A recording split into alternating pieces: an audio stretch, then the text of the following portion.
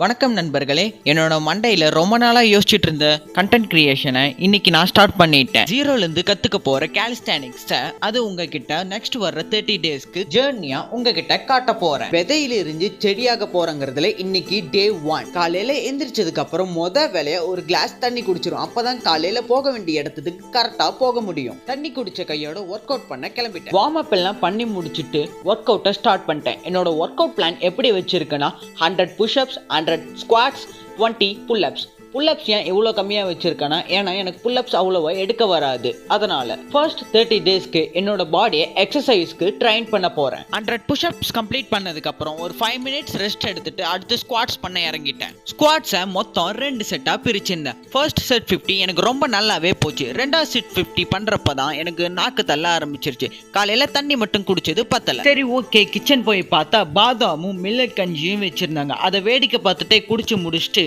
Pull-up பண்ண start பண்ணிட்டேன். புல்லப்ப மொத்தம் 4 செட்டா பிரிச்சிருந்தேன். அதுல ஃபர்ஸ்ட் செட் ரொம்ப கம்ஃபர்டபுளாவே நல்லா எடுத்து முடிச்சிட்டேன். ஃபைனல் செட் எடுக்கிறப்ப தான் ரொம்ப திணறிட்டு இருந்தேன். இருந்தாலும் புல்லப்ப நல்லா கம்ப்ளீட் பண்ணிட்டேன்.